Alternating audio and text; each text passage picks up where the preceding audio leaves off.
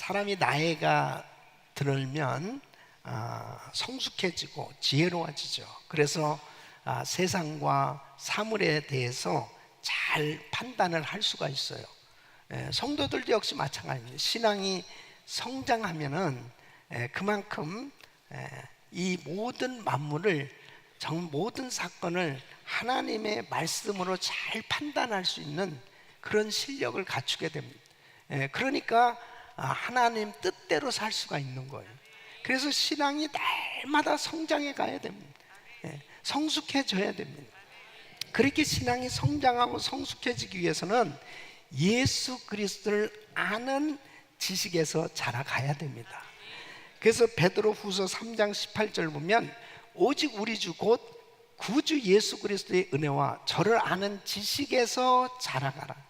영광이 이제와 영원한 날까지 저에게 있을지어다. 에베소서 4장 13절 우리가 다 하나님의 아들을 믿는 것과 아는 일에 하나가 되어 온전한 사람을 이루어 그리스도의 장성한 분량이 충만한 데까지 이른, 그리스도의 장성한 분량까지 우리가 계속 성장해 가야 되는 거예요. 여기서의 지식은 어떤 신학적 지식이나 책이나 강의를 통해서 아는 지식이 아니고 바로 예수 그리스도를 경험적으로 아는 지식을 의미하는 것입니다. 그러니까 성경을 통해서 그리스도를 배울 때 이 바른 예수 그리스도를 아는 지식에 이 든든한 기초를 얻게 되는 것입니다. 그럴 때 이 신앙이 정말 제대로 아름답게 든든히 성장해 가는 것을 볼 수 있습니다. 여러분, 우리가 정말 예수님이 누구신가, 믿음의 대상이요 경배의 대상인 신앙의 대상인 예수님이 누구신지를 우리가 바로 알아야 우리의 신앙이 아름답게 성장해 갈 수 있거든요. 기도를 하더라도 정말 예수님이 누구신지를 확실히 아는 사람하고 예수님을 잘 모르는 사람은 분명한 차이가 납니다.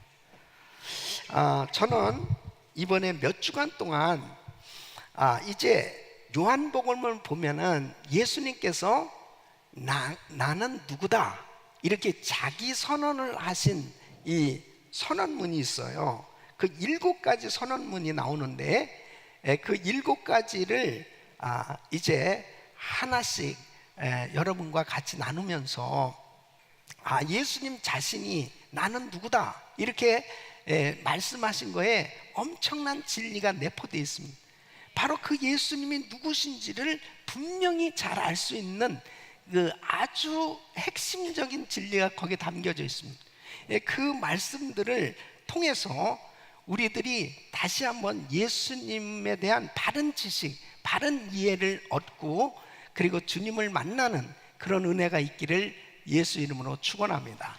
그래서 예수님 자신에 대해서 말씀하신 것 가운데 오늘은 첫 번째로 나는 생명의 떡이다 이렇게 선언을 하셨어요.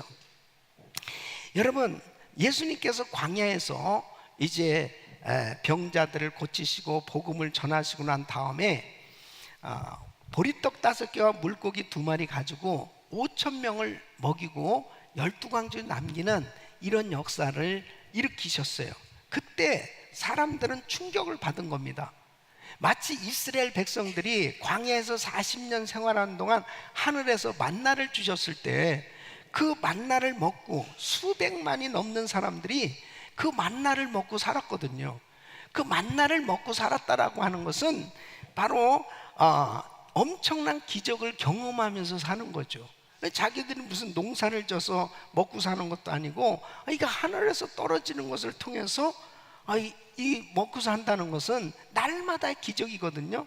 그런데 베세다 광야에서 오병이어의 역사가 일어나는 이 사건은 그 이스라엘 백성들이 광야에서 만나를 먹었던 것 같은 그런 어마어마한 기적을 경험하게 된 거죠. 왜냐하면 이게 정말 신기하잖아요. 그러니까 이 사람들이 예수님을 왕으로 추대하려고 그랬습니다. 그때 예수님께서 그 자리를 빨리 피하셔서 산으로 가서 기도를 하시는 거예요. 근데 제자들이 이제 배를 타고 가버나움으로 갔는데 예수님께서 바다를 육지같이 그냥 걸어 제자들을 만나신, 그래서 같이 합류해가지고 가버나움에 갔습니다. 그랬더니 예수님 찾으려고 사람들이 사방을 돌아다니는 겁니다. 그러다가 가버나움에서 예수님 만나잖아요. 그러니까 그들이 랍비여 언제 여기 오셨습니까? 그리고 너무 좋아하는 거죠. 그때 요한복음 6장 26절 보면 예수께서 대답하여 가라사대 내가 진실로 진실로 너희에게 이르노니 너희가 나를 찾는 까닭은, 찾는 것은 표적을 본 까닭이 아니요 떡을 먹고 배부른 까닭이로다 그랬습니다. 그러니까 이 사람들이 주님을 따르는 것이 나쁘다는 뜻이 아니고 뭐냐면 그들의 동기가 잘못됐다는 거죠. 바로 그들은 주님을 쫓으려고 하는 이유가 결국 육신의 빵, 육신의 필요를 채워보려고, 충족하려고 주님을 찾아 나섰다는 거죠. 그런데 우리 주님이 말씀하시는 것은 영생하도록 영원히 배부르지 않는 이 떡이 있는데 그 영원한 이 떡을 사모해야 되지 않겠냐, 그 말씀이에요. 그래서 요한복음 6장 27절 보면 썩는 양식을 위하여 일하지 말고 영생하도록 있는 양식을 위하여 하라. 이 양식은 인자가 너희에게 주리니 인자는 아버지 하나님의 인치신 자신이라 그랬습니다. 그러면 이 영생하도록 있는 양식은 어디에 있느냐? 바로 예수 그리스도이신 줄로 믿습니다. 바로 예수님 자신이 양식이라는 거예요. 그래서 오늘 요한복음 6장 35절에 주님이 이렇게 선포하시는 거예요. 예수께서 내가 곧 생명의 떡이니 내게 오는 자는 결코 줄이지 아니할 것이요 나를 믿는 자는 영원히 목마르지 아니하리라. 그래서 주님이 내가 하늘에서 내려온 생명의 떡이라는 것입니다. 나를 먹고 마시라, 이렇게 주님 말씀하십니다. 여러분 요한복음 6장 46절로 51절 이는 아버지를 본 자가 있다는 것이 아니라 오직 하나님에게서 온 자만 아버지를 보았느니라. 진실로 진실로 너희에게 이르노니 믿는 자는 영생을 가졌나니 내가 곧 생명의 떡이로다. 너희 조상들은 광야에서 만나를 먹었어도 죽었거니와 이는 하늘로서 내려오는 떡이니 사람으로 하여금 먹고 죽지 아니하게 하는 것이니라. 나는 하늘로서 내려온 산 떡이니 사람이 이 떡을 먹으면 영생하리라. 나의 줄 떡은 곧 세상의 생명을 위한 내 살이로라 하시니라. 참 어마어마한 말씀을 하고 계세요. 그러니까 우리가 최우선으로 할 일이 뭐예요? 예수 믿고 영원한 은혜, 영원한 생명을 얻는 거죠. 이 참 생명을 누리는 것인 줄로 믿습니다. 그래서 오늘 예수님께서 나는 산떡이다, 생명의 떡이다 라고 하신 이 말씀을 통해서 주님의 이 놀라운 생명의 떡을 우리가 경험하는 것이 얼마나 중요한지, 그리고 이 말씀의 의미가 무엇인지를 여러분들이 잘 이해하시고 바로 그분을 만날 수 있기를 예수 이름으로 축원합니다. 그 첫째는 생명의 떡을 먹는 자는 예수님과 하나가 된다는 것입니다. 여러분 요한복음 6장 56절 57절 우리 한번 같이 읽어보겠습니다. 시작. 내 살을 먹고 내 피를 마시는 자는 내 안에 거하고 나도 그 안에 거하나니 살아계신 아버지께서 나를 보내심에 내가 아버지로 인하여 사는 것 같이 나를 먹는 그 사람도 나로 인하여 살리라. 아멘. 여러분 사람이 음식을 먹잖아요. 그 음식을 먹게 됐을 때 그 양식과 물을 먹고 마시면서 그 몸의 일부가 나의 몸의 일부가 되면서 살과 피가 되는 거죠. 이와 마찬가지로 내가 이 생명의 떡 대신 예수님의 살과 피를 먹고 마신다라고 하는 것은 바로 예수님을 영접하는 걸 의미해요. 그 예수님과 하나 되는 것을 의미하는 거예요. 그 예수님과 하나 되어졌을 때 바로 그 사람에게 영원한 생명이 임하는 겁니다. 그래서 우리가 세례를 받는다 그럴 때 이 세례의 의미가 로마서 6장 3절 5절 보면, 무릇 그리스도 예수와 합하여 세례를 받은 우리는 그의 죽으심과 합하여 세례 받은 줄을 알지 못하느뇨. 그러므로 우리가 그의 죽으심과 합하여 세례를 받음으로 그와 함께 장사되었나니, 이는 아버지의 영광으로 말미암아 그리스도를 죽은 자 가운데서 살리심과 같이 우리로 또한 새 생명 가운데서 행하게 하려 함이니라. 만일 우리가 그의 죽으심을 본받아 연합한 자가 되었으면 또한 그의 부활을 본받아 연합한 자가 되리라. 그러니까 예수님과의 연합은 우리에게 영원한 생명이 임한 것을 의미하는 것입니다. 여러분, 이 스마트폰에 배터리가 방전됐을 때 이게 볼 수가 없잖아요. 꺼지게 돼 있잖아요. 근데 충전기에 이 접촉을 하게 되면, 연결되는 순간에 어떻게 되면 작동되는 거예요. 그와 마찬가지로 아담의 죄로 말미암아 그 죄로 사람들의 영혼이 죽었거든요. 근데 바로 그 죽은 영혼이 예수 그리스도를 만나는 그 순간에, 예수님을 영접하고 주님과 연합되는 그 순간에 살아나게 되는 거예요. 살아나야 되는, 할렐루야, 살아나야 되는. 근데 사람은 다 누구나 다 한 번은 죽어야 되거든요. 그때 누구나 다 사람들은 이 죽음에 대한 두려움이 다 있어요.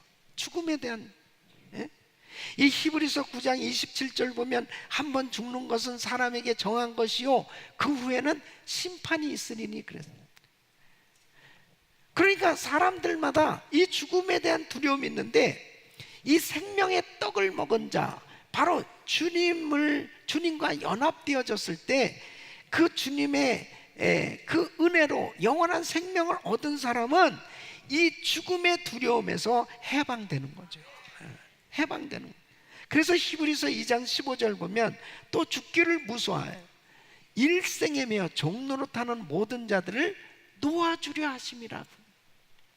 여러분, 생명의 떡을 먹어야 되는 이유, 주님과 연합되어지는 그 순간에 영원한 생명을 얻게 됨으로 인해서 이제 죽음의 두려움에서 해방되어지고 진정한 자유함을 얻게 되는 줄로 믿습니다. 그래서 생명의 떡을 먹는 것이 중요한 거예요. 두 번째는, 생명의 떡을 먹는 자는 예수님과 기쁨의 교제를 누리게 됩니다. 여러분, 사람들이 굶게 되면 어때요? 고통스러워요. 그리고 계속 굶으면 죽게 되는 것입니다. 예수님 없는 사람들은요, 기쁨 수가 없어요. 고통 가운데서 할 수밖에 없습니다. 그 영혼이 죽어있는 상태에서 이 세상 것으로는 만족할 수가 없습니다.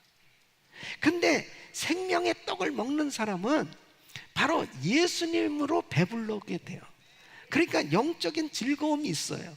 그럴 때 그 사람은 정말 주님과 교제하는 그 즐거움, 행복 때문에 인생이 행복한 거예요.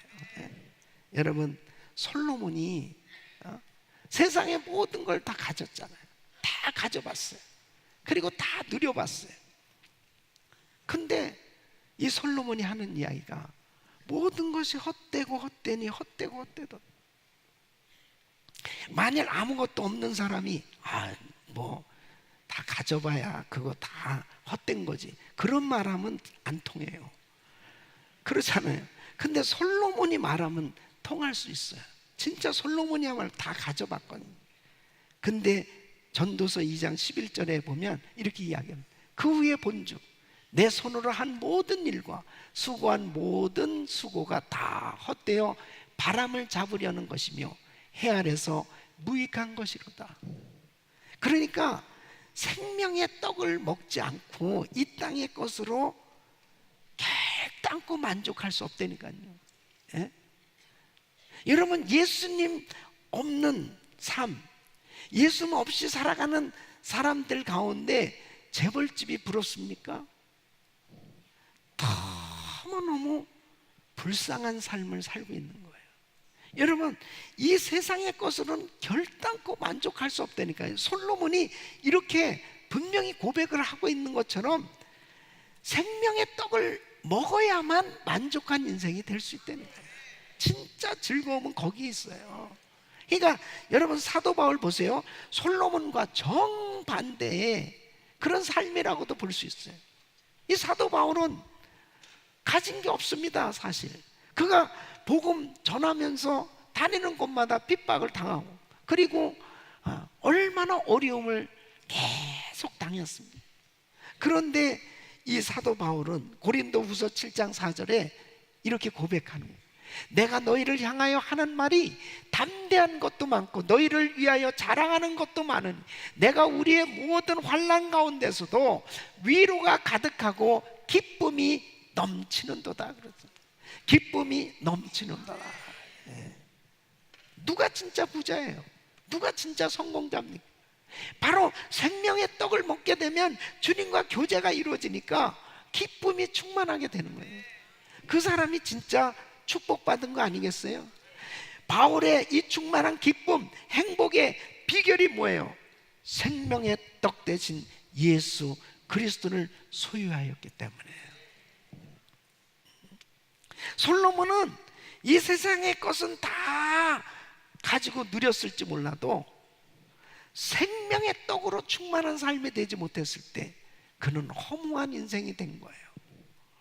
그래서 이사야서 55장 2절에 이렇게 말씀하고 있습니다. 너희가 어찌하여 양식 아닌 것을 위하여 은을 달아주며 배부르게 못할 것을 위하여 수고하니 나를 청종하라.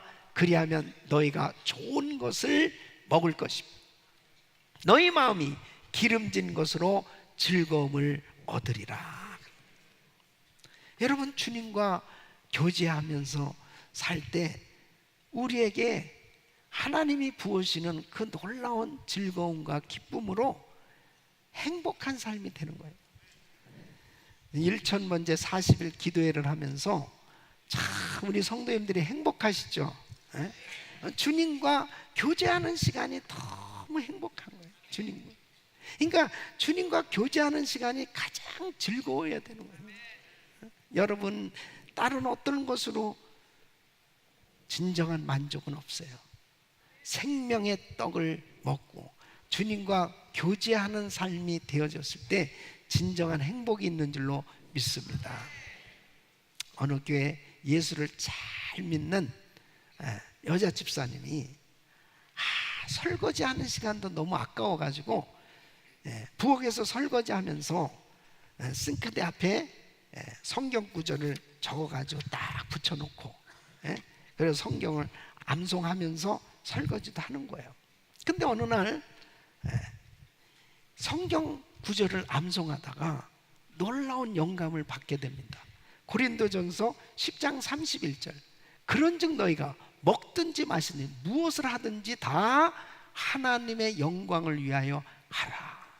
무엇을 하든지 다 하나님의 영광을. 그러니까 내가 정말 이렇게 성경 구절을 외우고 신방을 다니고 그리고 교회에서 봉사하는 것만 하나님께 영광이 되는 줄 알았는데 무슨 일을 하든지 하나님의 영광을 위해서 하라. 이 말씀은 내가 설거지하는 이것도 하나님의 영광을 위해서 해야 되는 거야. 이것을 딱 깨닫는 순간에 내가 설거지하고 밥하고 이렇게 청소하고 이것도 다 하나님의 영광을 위해서 하는 일이구나. 그러니까 방바닥을 닦으면서도 나의 죄를 씻기는 예수의 피밖에 없네. 할렐루야, 아멘. 그러면서 생각이 달라졌다는 거예요. 생각이 달라졌다는 거죠. 꼭 우리가 선교지만 가야 주의 일이고 하나님의 영광을 위해서 하는 일이냐? 내가 하는 작은 모든 일들이 다 하나님의 영광을 위해서 할 때 가치 있고 보람된 일이 된다는 거죠. 주님과 연합된 삶이 될 때 달라지는 거예요. 주님과 교제가 이루어질 때 주님께서 나의 마음 가운데 기쁨을 주시니까, 즐거움을 주시니까 내가 하는 모든 일들이 하나님께 영광이 되어지는 그런 삶이 되어진단 말이에요. 내가 하는 비즈니스, 그 삶의 현장이 사역터가 되어지고 그곳에서 하나님의 영광이 드러나게 하여 주시옵소서. 자녀를 양육하면서도 무슨 일을 해도 다 하나님의 영광을 위해서 할 수 있기를 예수 이름으로 축원합니다. 세 번째, 생명의 떡을 먹는 자는 예수님의 능력과 권세를 누리게 되는 겁니다. 그래서 생명의 떡 대신 예수님으로 충만한 사람은 예수님의 그 생명이 나에게 흘러넘치는 거예요. 그럴 때 주님의 능력과 권세가 내게 임하는 것입니다. 여러분, 생명의 떡으로 충만할 때 우리의 영혼에 힘이 생겨져요. 그리고 인생을 살아가면서 당하는 그 고난을 극복할 수 있는 능력이 임하는 줄로 믿습니다. 생명의 떡으로 충만하면 우리 안에 계신 생명의 떡 되신 주님은 우리가 해결할 수 없는 그 문제들을 해결할 수 있도록 은혜를 더하여 주신 줄로 믿습니다. 그러니까 우리 주님께서요, 나는 생명의 떡이다 이렇게 말만 하신 게 아닙니다. 요한복음을 보면은 주님께서 놀라운 표적을 보여주시잖아요. 첫째는 이런 표적을 보여주는, 가나 혼인잔치에서 물이 포도주로 바뀌어지는, 또 가버나움에서 죽어가는 그 관리의 그 왕의 신하의 아들을 살려주시잖아요. 38년 된 병자를 고쳐주시지 않습니까? 오병이의 기적을 행하시지 않습니까? 디베랴 바닷가에서 무리를 거르시는 거예요. 또 실로암에서 소경을 눈뜨게 해주시는 주님. 그리고 결정적인 것은 나사로가 죽은 지 3일 만에 그 무덤에 시체로 있는 나사로야 나오라 하는 그 순간에 나사로가 살아서 걸어 나오는 역사는 주님의 권세와 주님의 능력이 어떠한지를 구체적으로 증거하신 줄로 믿습니다. 그러니까 생명의 떡 대신 예수 그리스도를 영접하고 그분으로 충만할 때 우리들에게도 이런 능력과 권세가 흘러넘치게 된다는 거예요. 그래서 마가복음 16장 17절로 18절 보면 우리 같이 읽습니다. 시작. 믿는 자들에게는 이런 표적이 있다라니 곧 저희가 내 이름으로 귀신을 쫓아내는 새 방언을 말하며 뱀을 집으며 무슨 독을 마실지라도 해를 받지 아니하며 병든 사람에게 손을 얹은 즉 나으리라 하시더라. 아멘. 생명의 떡으로 충만하게 되어지면 우리가 드리는 기도가 응답됩니다. 그러니까 마태복음 21장 22절 너희가 기도할 때 무엇이든지 믿고 구하는 것은 다 받으리라 하시니라. 이번에도 우리가 40일 기도회 시작하면서요, 기도하니까 벌써 응답이 임하고 있잖아요. 많은 분들이 벌써 노란 종이를 내고 있습니다. 저는 흰 종이가 지금은 아직 이만큼 쌓였는데 노란 종이는 상대적이지만 나중에 노란 종이가 더 많이 쌓이게 될 줄 믿습니다. 이제 뭐 5일밖에 안 지났는데, 근데 막 하루하루 지나는 게 막 아깝다고 생각될 정도로 그렇게 정말 귀한 시간들 아니에요. 기도하니까 하나님이 역사하기 시작하는 거예요. 기도하니까 생명의 떡 예수님으로 충만해지시기를 축원합니다. 이 생명의 떡으로 충만하다는 것은 바로 예수님은 충만하다는 성령으로 충만한 것을 의미합니다. 그래서 에베소서 5장 18절 술 취하지 말라 이는 방탕한 것이 오직 성령의 충만을 받으라. 성령 충만을 삼아서 말씀으로 은혜로 충만해지시기를 축원합니다. 골로새서 3장 16절 그리스도의 말씀이 너희 속에 풍성히 거하여 모든 지혜로 피차 가르침 권면하고 시와 찬미와 신령한 노래를 부르며 마음의 감사함으로 하나님을 찬양하고, 우리 성도님들이 충만한 하나님의 은혜 가운데 계속해서 주님께 기도하고 부르짖는 기도, 찬송으로 하나님 말씀으로 나아갈 때, 말씀을 묵상하며 나갈 때 우리 주님께서 놀라운 은혜로 역사해 주시는 줄로 믿습니다. 주님의 능력이 흘러넘치고 권세가 나타나는 이런 삶이 되어집니다. 이번에도 우리가 같이 기도하는 가운데 많은 분들이 지금 치료받고 있어요. 많은 분들이 불가능을 가능케 하시는 하나님의 능력을 경험하고 있지 않습니까? 이런 역사가 나타나고 있잖아요. 바로 주님의 말씀은 살았고 운동력이 있기 때문에 그 말씀의 능력은 그대로 나타나게 돼 있어요. 우리 사랑하는 성도 여러분, 바로 주님의 이 생명이 우리에게 흘러넘치기를 우리 주님이 그렇게 원하시는 거죠. 그래서 나는 하늘에서 내려온 산떡이다 이렇게 외치시면서 나를 먹으라 이렇게 말씀하시는 거예요. 바로 예수 그리스도를 영접하고 그분으로 충만한 삶이 될 때 주님과 교제가 이루어지고 행복하고, 그리고 그분의 능력과 권세가 나타나게 되는 이런 능력 있는 신앙생활이 되는 줄로 믿습니다. 이 복음을 땅끝까지 증거하는 그런 삶이 되어졌을 때 곳곳에 생명이 흘러넘치는, 그리고 죽었던 영혼이 살아나는 이런 은혜가 계속 나타날 수 있기를 예수 이름으로 축원합니다. 이번 1,000번째 40일 기도에는 바로 저와 우리 성도님들을 주님께서 정말 깊이 교제하시면서 우리에게 놀라운 생명을 주시기 위해 하시는 축복 성회라는 사실을 꼭 기억하시고 하나님 앞에 날마다 감격하면서 우리 주님의 은혜로 충만한 삶이 되시기를 예수 이름으로 축원합니다.